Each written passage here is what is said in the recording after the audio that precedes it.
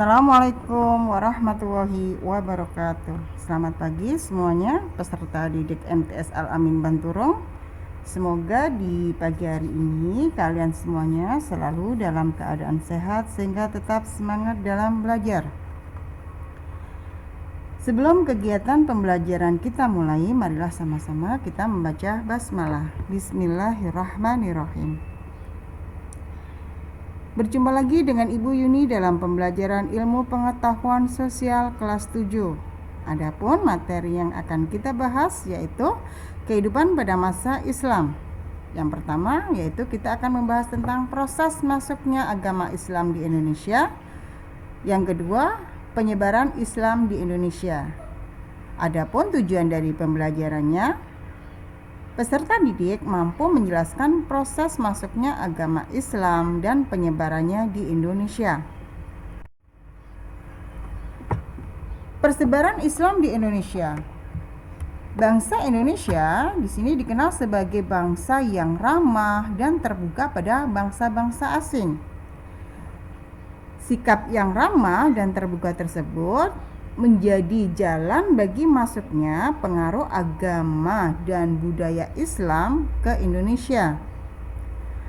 Sejak abad ke-7 Masehi, perairan di Indonesia telah dilalui rute pelayaran dan perdagangan antar pedagang dari Timur Tengah, India, Malaka, dan Cina.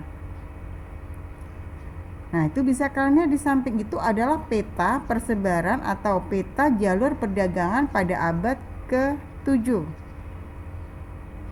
Nah, di situ terjadi jalur perdagangan yang bisa menyebabkan persebaran Islam di Indonesia. Jalur perdagangan laut, para pedagang dari Arab, Persia, dan Gujarat datang ke Indonesia melalui pesisir Pulau Sumatera, Jawa, Kalimantan, hingga Maluku. Hal ini berpengaruh terhadap masyarakat di Indonesia.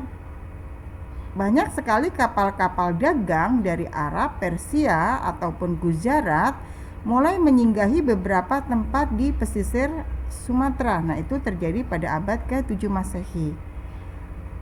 Nah, di samping mereka berdagang, ternyata mereka sekaligus memperkenalkan ajaran dan nilai-nilai Islam kepada masyarakat di Indonesia, termasuk para mubaligh dan ulamanya.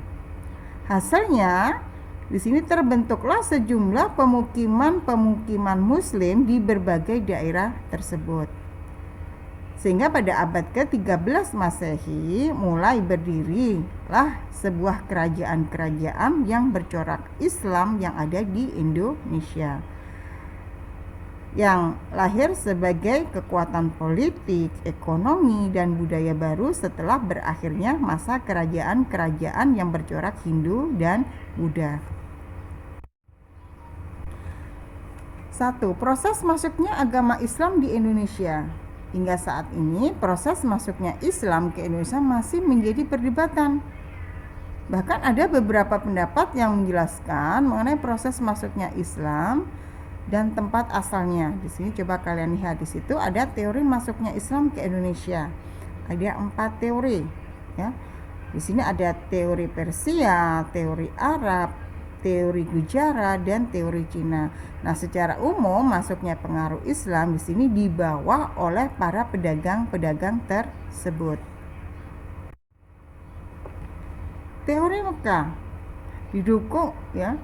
didukung Buya Hamka atau Haji Abdul Karim Amrullah.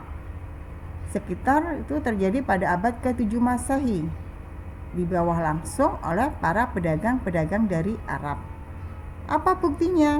Di sini yang pertama yaitu muncul pemukiman Islam tahun 674 di Barus, pantai sebelah barat Sumatera. Yang kedua, Islam berkembang di Samudra Pasai menganut madhab Syafi'i, madhab besar di Mesir dan Mekah.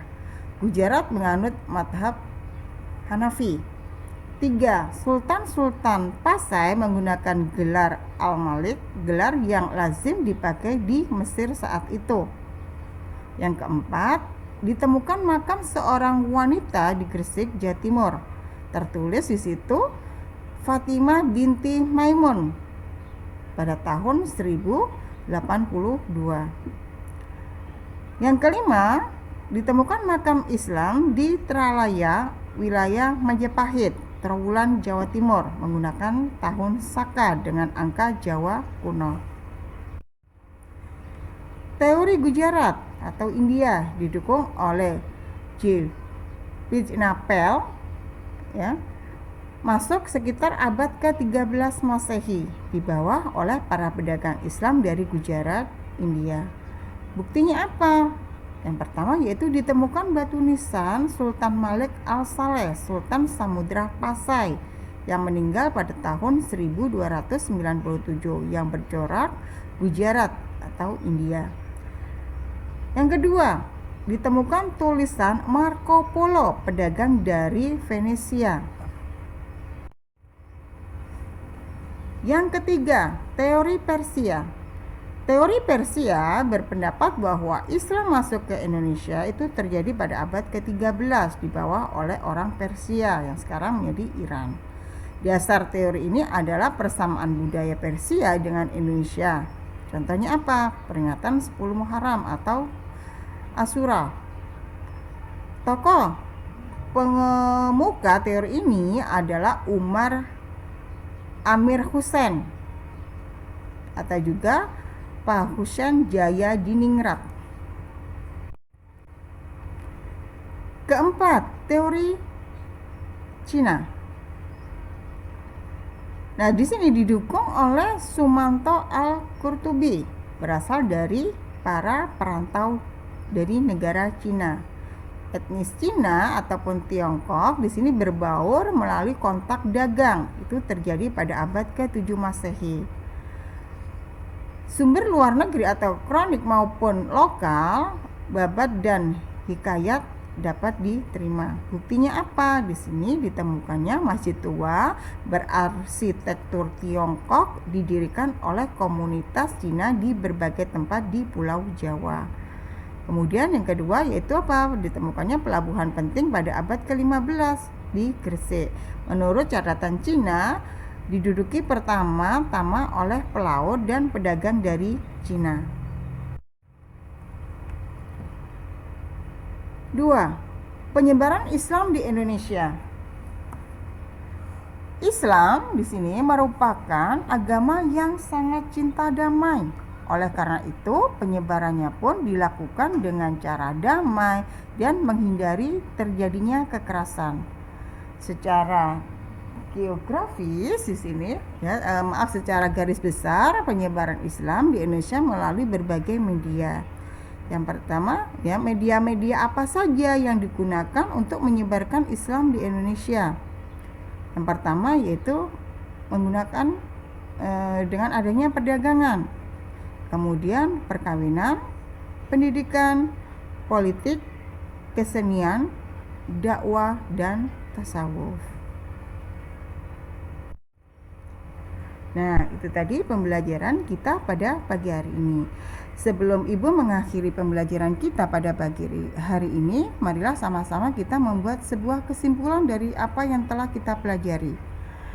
Yang pertama yaitu Islam datang pada abad ke-7 Masehi, berasal dari Arab. Yang kedua, Islam yang datang pada abad ke-13 Masehi itu berasal dari Gujarat. 3. Jadi Islam masuk ke Indonesia secara perlahan-lahan yang dimulai pada abad ke-7 Masehi dan mendapatkan bentuknya secara politik pada abad ke-13 Masehi.